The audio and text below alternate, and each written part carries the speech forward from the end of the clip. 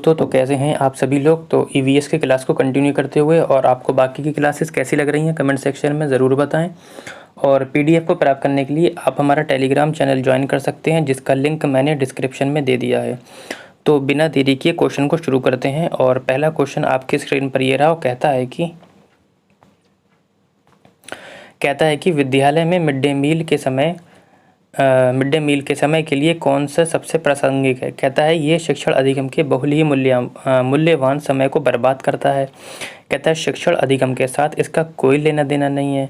तीसरा कहता है कि ये ईवीएस शिक्षण अधिगम के लिए एक अच्छा शिक्षण अधिगम का अवसर है। या चौथा ऑप्शन कहता है कि ये उन बच्चों के लिए है जो विद्यालय में खाली पेट आते हैं।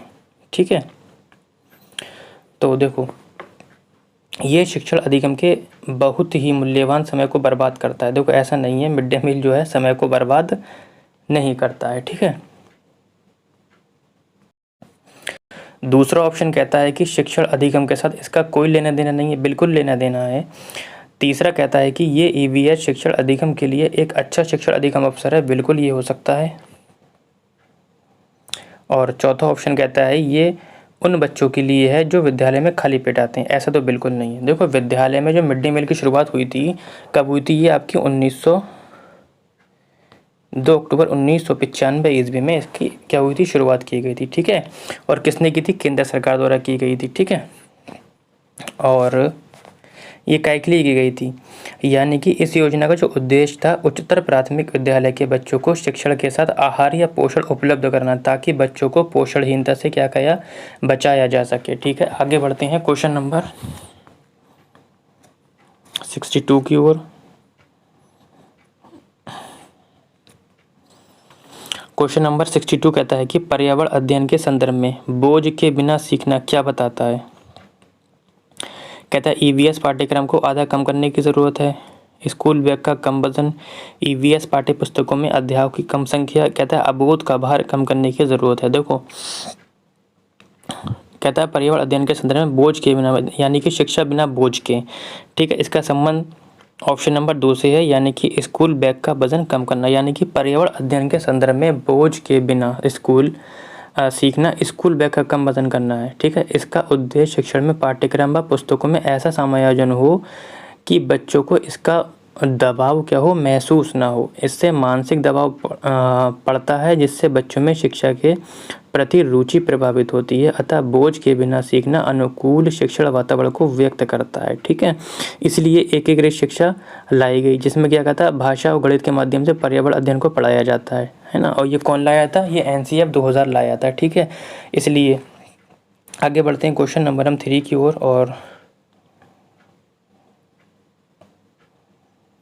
क्वेश्चन नंबर 3 कहता है कि ईवीएस कक्षा में समूह में सीखने का क्या उद्देश्य होता है। कहता है छात्रों को आसानी से प्रबंधित करना और वर्कलोड को कम करना होता है। ऐसा होता है कि जब हम ग्रुप में पढ़ाते हैं, कहता है लड़के और लड़कियां अलग अलग सीख सकते हैं, इसलिए ग्रुप बनाया जाता है। कहता है कम और उच्च प्रदर्शन करने वाले छात्रों को अलग करना और उपचारात्मक शिक्षण देना। कहता है सहयोग के मूल्यों को लागू करने और एक साथ काम करने के लिए प्रत्येक बच्चे को सक्रिय रूप से भाग लेने और सीखने, ऑप्शन शायद छूट गया, सीखने में सक्षम बनाना है। बिल्कुल सबसे अच्छा ऑप्शन आपको 4th दिखता होगा सभी बच्चों को।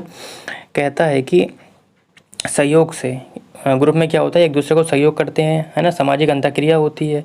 और क्या करते हैं, मूल्यों को लागू करने और एक साथ काम करने के लिए प्रत्येक बच्चे को सक्रिय रूप से भाग लेने और सीखने में क्या सक्षम बनाना होता है। ठीक है, और वाइगोस्की भी आपका ये कहते हैं कि बच्चे ग्रुप में अच्छा सीखते हैं। अच्छा, क्वेश्चन नंबर 64 अच्छा क्वेश्चन है, प्रीवियस ईयर का जब आया था तो बच्चे कंफ्यूज हो गए थे कि सर बाला का क्या मतलब होता है। देखो बाला का पूरा नाम पहले आप समझ लीजिए, इसकी फुल फॉर्म क्या होती है ये समझ लीजिए सबसे पहले तो इसकी फुल फॉर्म होती है, ठीक, बिल्डिंग एज लर्निंग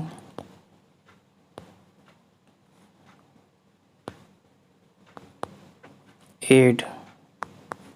ठीक है, तो बिल्डिंग एज लर्निंग एड बाला की क्या हो गई, फुल फॉर्म हो गई। अब इसका मतलब होता क्या, यानी कि अधिगम सहायक के रूप में बिल्डिंग। ठीक है, यानी कि अधिगम सहायक के रूप में, ऑप्शन नंबर 4 देखेंगे आप तो आपको दिख जाएगा, उसकी फुल फॉर्म भी आप लोग नोट कर लीजिए। क्या है? बिल्डिंग एज लर्निंग एड, यानी कि ये शिक्षण को प्रभावित करने वाले कारकों का एक क्या है? तत्व है जो अधिगम की सहायक सामग्री के रूप में शामिल है। ये अधिगम के क्षेत्र में शिक्षण कार्य को प्रभावी बनाने में महत्वपूर्ण होता है। इसके अलावा शिक्षण कौशल, शिक्षण का वातावरण, पाठ्य सामग्री, नवीन सीखने की तकनीकें आदि अधिगम सहायक के रूप में इसमें क्या होते हैं? शामिल होते हैं। ठीक है, तो आगे बढ़ते हैं क्वेश्चन नंबर हम 64 की ओर, वो 65 की ओर सॉरी। और क्वेश्चन हमारा 65 कहता है कि वैकल्पिक ढांचे का क्या अर्थ है। ठीक है, तो सभी विचार जो दृढ़ता से, तो पहले वैकल्पिक ढांचा समझ लीजिए। ठीक है, जो अवधारणाओं के औपचारिक रूप से स्वीकृत स्पष्टीकरण से अलग हो, यानी कि इस प्रकार वैकल्पिक ढांचा नवीन विचारों को क्या करता है? प्रोत्साहित करता है। वैकल्पिक ढांचे शब्द का सर्वप्रथम प्रयोग किसने किया था? तो इसका जो प्रयोग था वो किसने किया था? आपका ड्राइवर ने किया था। किसने? ड्राइवर ने किया था, और इसलिए द्वारा वर्ष 1978 में किया गया था। ठीक है, ड्राइवर और इसलिए द्वारा। ठीक है, और ये ढांचा बच्चों को स्वतंत्र रूप से वैज्ञानिक तरीकों से अपने विचार को व्यक्त करने का क्या देता है? अवसर देता है। ठीक है, यानी कि विचार जो अवधारणाओं के औपचारिक रूप से स्वीकृत स्पष्टीकरण से अलग हैं। ठीक है, आगे बढ़ते हैं क्वेश्चन नंबर 65 की और ये क्वेश्चन जेंडर वाइज से आपका 100% पक्का है, मैंने कई बार आपको बताया था। कहता है कि महिलाएं पुरुषों की तुलना में कमज़ोर होती हैं, या महिलाएं घर का काम करती हैं, और जो पुरुष होते हैं वो बाहर का काम करते हैं। महिलाएं गणित नहीं ले सकती हैं, वो क्या लेती हैं? साइकोलॉजी लेती हैं। वो बीएससी नहीं कर सकती, बीए करती हैं, वो पायलट नहीं बन सकती। तो इस तरह की अवधारणा सामाजिक कहाँ से आती है? समाज की ओर से आती है। तो ये है क्या सब?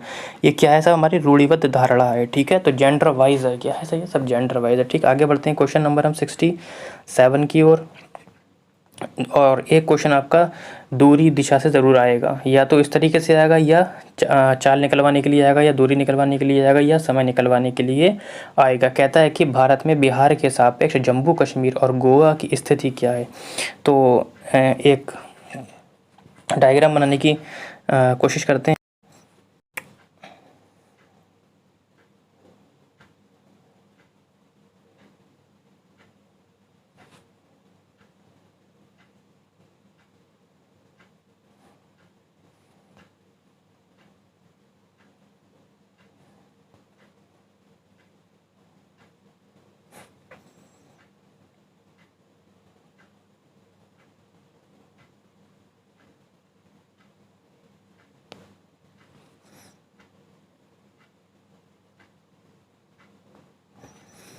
अब जैसा भी बन रहा है आप लोग अच्छे से समझ लीजिए। ठीक है, ये हो गया आपका। अब वो कहता है कि भारत में बिहार के सापेक्ष, देखो बिहार का पोर्शन आपका ये आ गया, बिहार, और जम्मू कश्मीर का पोर्शन आपका ये आ गया, और गोवा वाला पोर्शन आपका ये आ गया।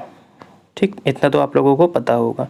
मैंने आपको बताया था कि जिसके भी सापेक्ष बोलेगा वहीं पर आप दिशा का निर्धारण कर दीजिए। कहता है कि बिहार के सापेक्ष, तो बिहार के सापेक्ष दिशा का निर्धारण कर दीजिए। बिहार के सापेक्ष जम्मू कश्मीर और गोवा की दूरी, देखो ये आ गया आपका गोवा। ठीक, और ये कलर चेंज कर दूँ मैं, देखो ये आ गया गोवा, और ये आ गया आपका जम्मू कश्मीर। ये आ गया गोवा और ये आ गया जम्मू कश्मीर। ठीक, और ये आपकी दिशा हो गई।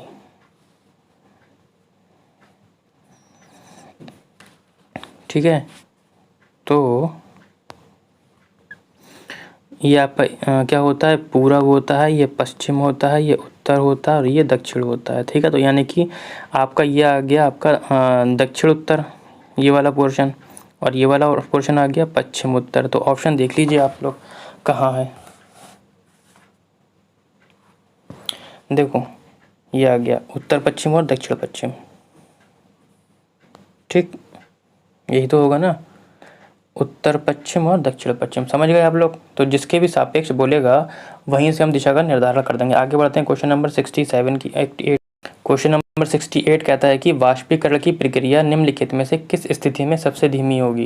कहता है कि सतह क्षेत्र और तापमान दोनों में कमी, सतह क्षेत्र और तापमान दोनों में वृद्धि, सतह क्षेत्र बढ़ता है लेकिन तापमान घटता है, सतह क्षेत्र घटता है लेकिन तापमान बढ़ता है। देखो सतह क्षेत्र और तापमान दोनों में कमी होगी, तब क्या होगा, आपका वाष्पीकरण की प्रक्रिया है जो धीमी हो जाएगी, है ना।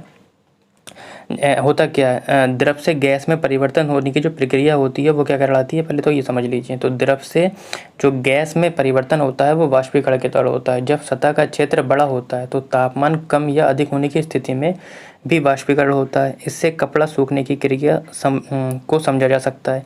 जैसे जो कपड़ा फैलाकर रखा जाता है वो जल्दी सूखता है, अतः है ना, और जिसे बंद रखा जाता है वो देर में सूखता है। तो आगे बढ़ते हैं क्वेश्चन नंबर 69 की ओर। क्वेश्चन नंबर 69 कहता है कि स्थानों, दूरियों और दिशाओं की सापेक्ष स्थिति को समझने की क्षमता ग्राफिक कौशल कहलाती है, दिशात्मक कौशल, स्थितीय कौशल या चित्रण कौशल। तो क्या कहलाती है, चित्रण कौशल कहलाती है, जिसे हम क्या बोलते हैं,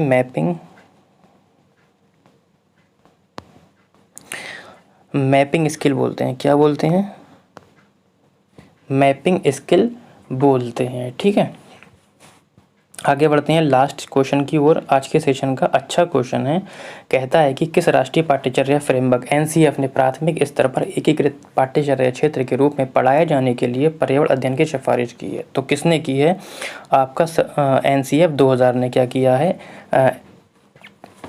एकीकृत पाठ्यचर्या क्षेत्र के रूप में पढ़ाए जाने के लिए पर्यावरण की क्या है, सिफारिश की है। इसमें क्या होता है, हम भाषा और गणित के माध्यम से क्या सिखाते हैं, भाषा